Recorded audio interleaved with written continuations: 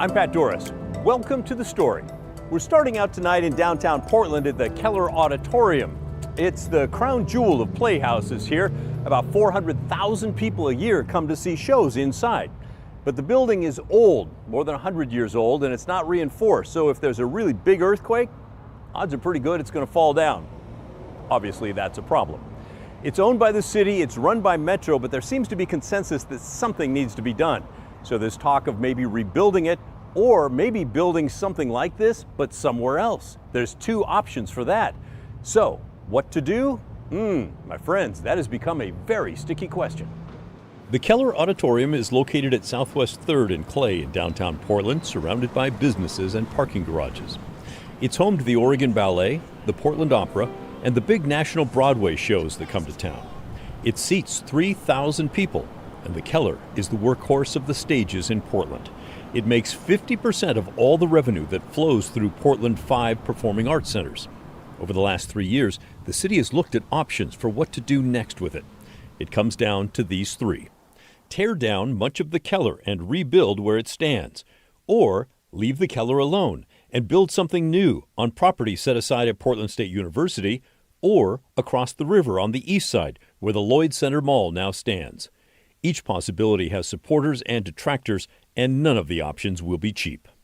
At a recent Portland City Council meeting, Metro representatives brought out numbers from an outside consultant estimating how much money would be lost from shutting down the Keller for 2 years as part of its rebuild. It found an economic impact of nearly $100 million in lost output. That's 336 jobs lost, 42 million lost in labor income, and 5 million in local and state taxes.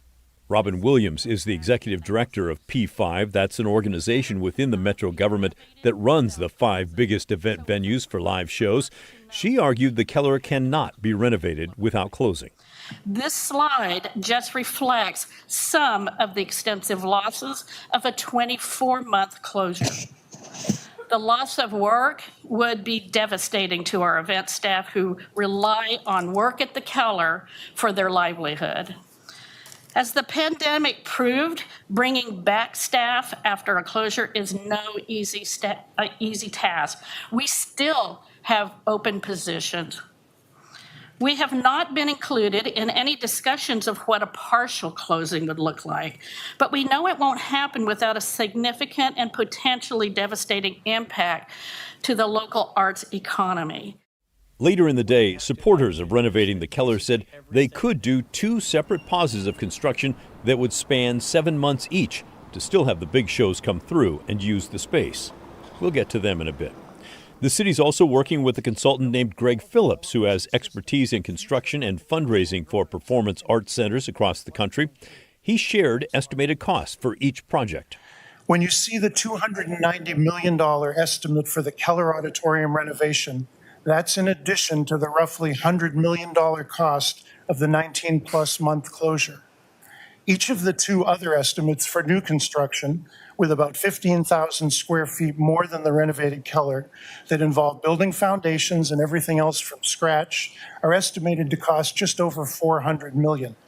And those estimated costs don't include the additional second theaters and much more that you'll hear about from those 2 teams. But we wanted to start by comparing apples to apples. Of course, you're wondering, with all the demands on the city and metro budgets, how would we ever come up with these hundreds of millions of dollars? Well, in almost every case, in rural, suburban, and urban areas, first someone or some group dreams the dream, and then a larger group gets together to figure out how to fund it. We've developed and built these because history tells us that in every case, the civic, cultural, economic, and social impact on a town or city and region is extraordinary.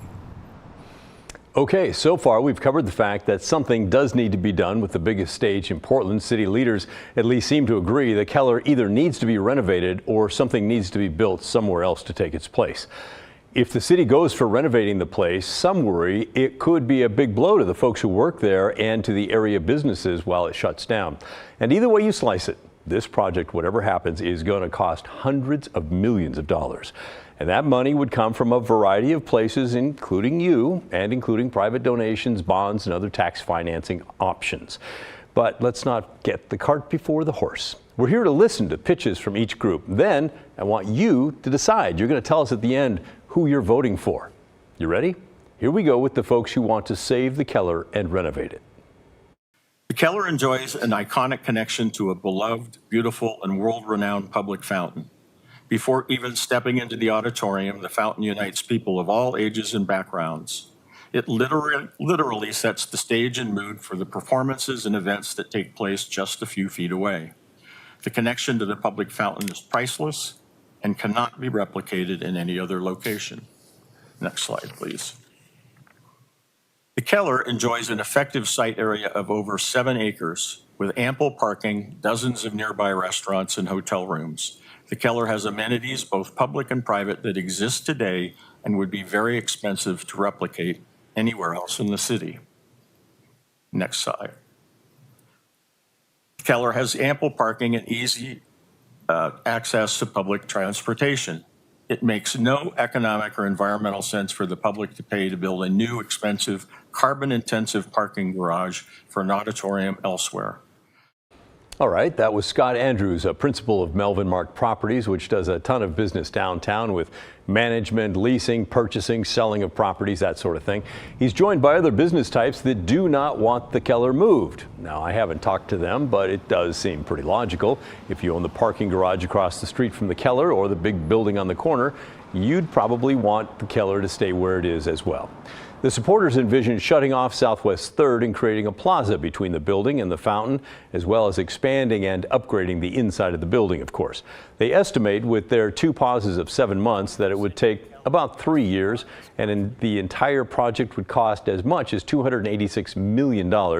And that does not include the $100 million in lost revenue that the outside consultants say would happen with the plan.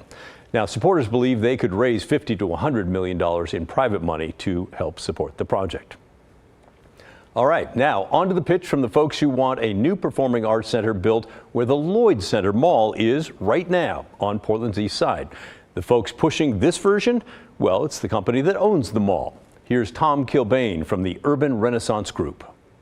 The Lloyd Center redevelopment represents a once-in-a-lifetime opportunity to create a new neighborhood in the central city with a diverse and uniquely Portland mix of housing, open space, retail, restaurants, entertainment venues, and workspaces. What you'll see today is a conceptual design that integrates a new performing arts center into our Lloyd Center redevelopment plan. There are 3 compelling reasons why the Lloyd Center site should be considered. Number 1, it would act as a catalyst to jumpstart what could be a 5 million square foot redevelopment project in Portland's central city. Number 2, it would be the first and only one of the P5 venues to be on the east side. And number 3, it would allow for the uninterrupted performances by the current users of Keller Auditorium.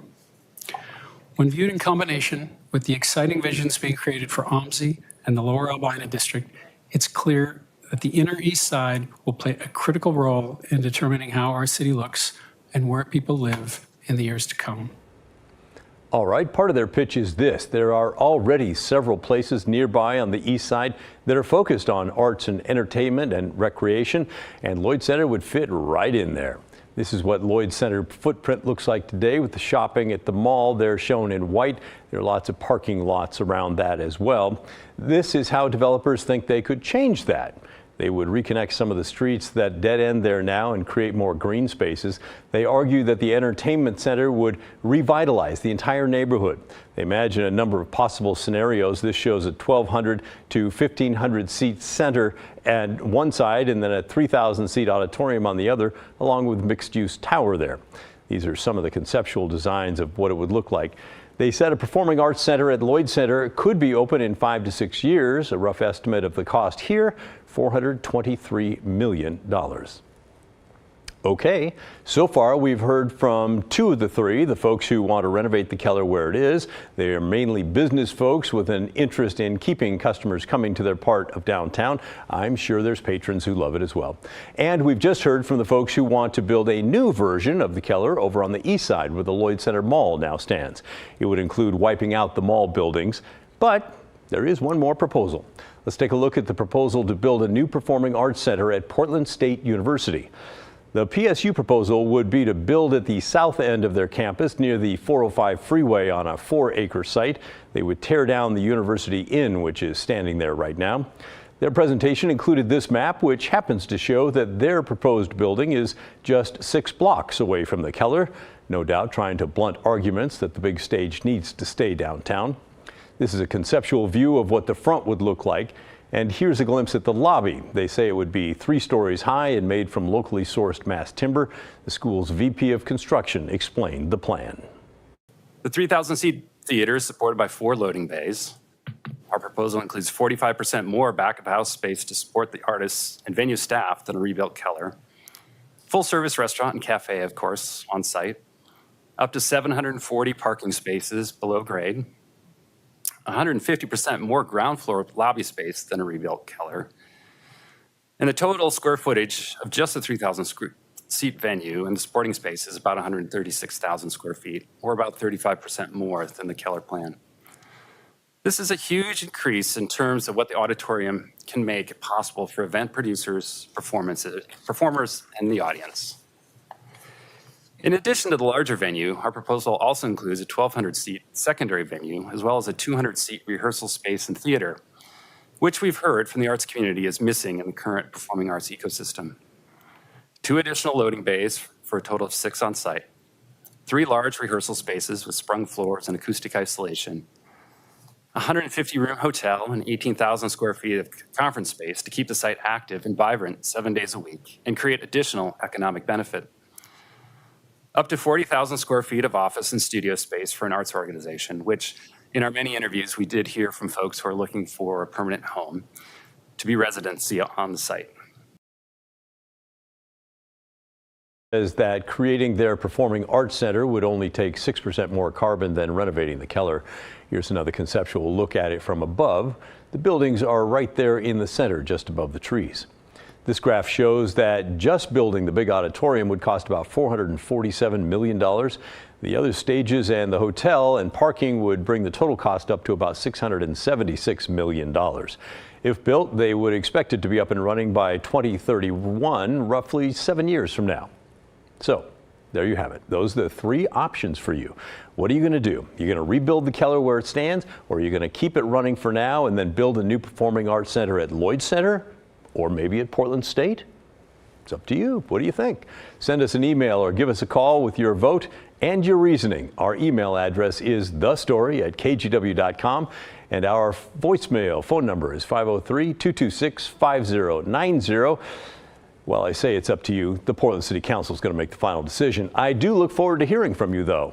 We'll have some of your responses tomorrow.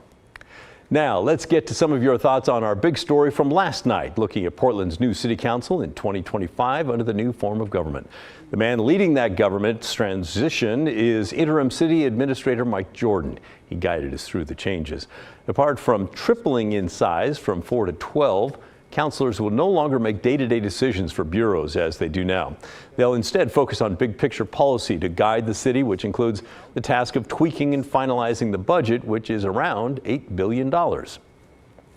One viewer on YouTube wrote, "The biggest change will be that the councilors, while they will have individual voices, none of them will have individual decision-making authority." Good point there. Mary also. I'm just wondering why we need more people and more expense on the city council. And so far, the city council hasn't done much of anything, as well as the mayor, except run Portland into the ground. So why do we need more bureaucracy and more people? I can't see it. What we need is results and some common sense and a consideration of the costs of all of these ridiculous programs that they want to force us into. All right, thanks for your comment. You can bet that we'll be keeping a close eye on how everything functions with this brand new government. And last night, like many times after we have Mike Jordan on the show, we got messages like this one.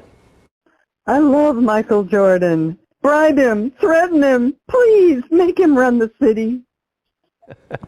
Well, he says he'll stay on from this July to next July, but then he's done. And how about this cartoon from a viewer named Jennifer who wrote Mike for mayor? Can he write a guide for idiots?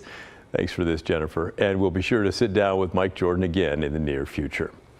We're now less than 3 weeks away from the soft launch of the government transition, which is on July 1st. The official change happens in January 1st of 2025. Coming up next on The Story, we turn our attention to the environment. We have results from a long-term Oregon state study that looked at the ecosystems on the coast, plus how the state of Washington's signature climate policy could be repealed and what it would mean for current and future projects meant to benefit wildlife. We'll have the details when The Story returns.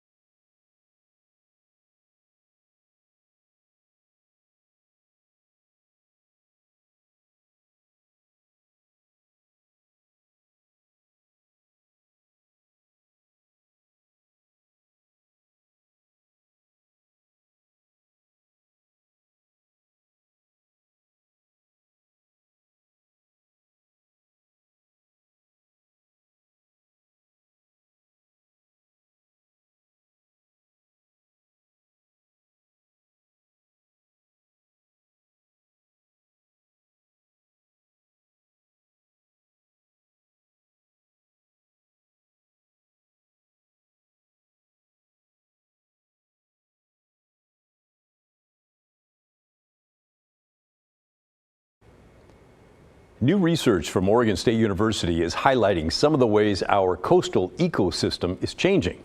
The long-term study looked at the ways that marine heat wave and sea star disease have shifted the balance for some species. And there are lessons for those of us who don't live in the ocean as well. Environmental reporter Cale Williams has our story. The study looking at our coastal ecosystems started way back in 2006, when one of the authors, Zach Meunier, was in middle school. But when Meunier got to Oregon State in 2017, he knew that a 15-year-long study would yield some interesting results. So that gives us a really good picture of how the species changed over time.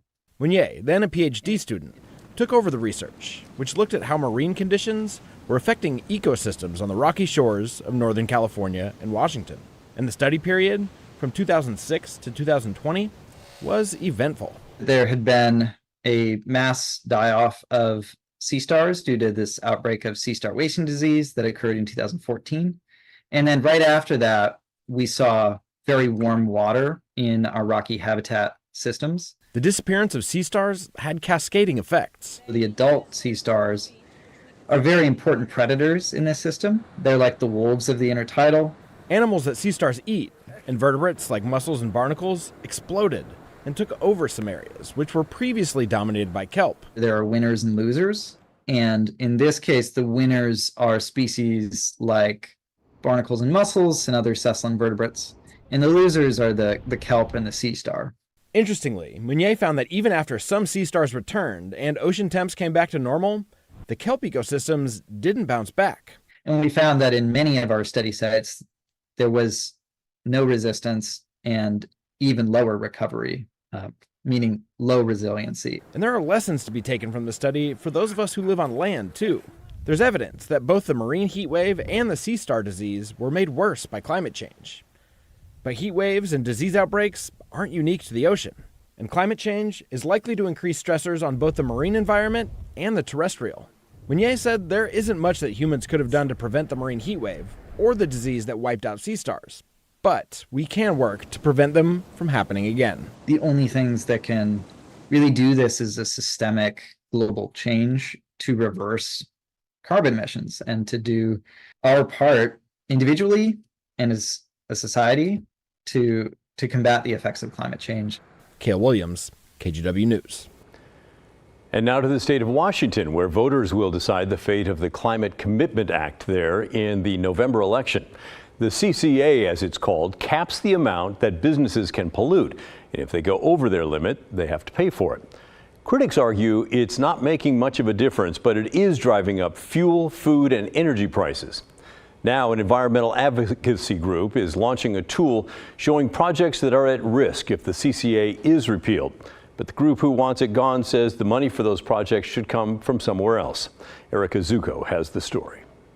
So if I'll just scroll down here and go start with the map itself. Michael Mann is the executive director of the Clean and Prosperous Institute, a nonprofit that wants to keep the CCA intact. The group launched an interactive map plotting more than $1 billion worth of projects funded through the law's revenues. Forest health projects to prevent wildfires, to bicycle lanes, transit service, electric vehicle charging stations. Each pinpoint features a project. They include a system to turn methane from cows into renewable energy in Pullman, constructing hybrid electric ferries in 4 counties, and a grant to the Quinault Indian Nation to protect forest land. The act passed in 2021 and caps the amount businesses can pollute. If they go over their limits, they have to pay for it. Around $2 billion were collected in its first year. There's been a lot of debate about the act, especially its impact on gas prices. There's a movement to get rid of the law altogether. The group Let's Go Washington secured signatures to put a repeal on the ballot in November. Sponsor Brian Haywood says climate projects should be paid for another way. The sky is falling. The earth is about to burn up into a big ball of fire. And if we don't do something right now, it's the end. And again, okay, if that's your priority, then you should allocate budget, general budget. These should be your spending priorities. And they're not doing that. Mann disagrees. They're generated from the smokestacks and the emissions in Washington state. And that's a great resource to have to fund these projects in communities across the state. Erica Zucco there with our report. Yet another issue worth watching in November. Hey, coming up next, we'll end our Tuesday with a bit of positivity. The homecoming of a longtime Vancouver educator who spent months out of town recovering from a severe brain injury. We'll have that when this story returns.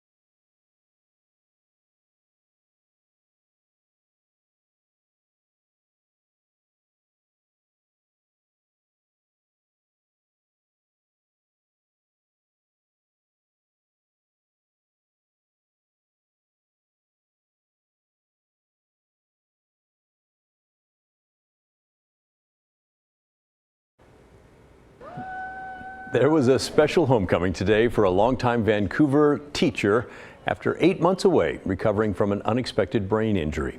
Scott Monroe got a warm welcome home from family and friends today at PDX.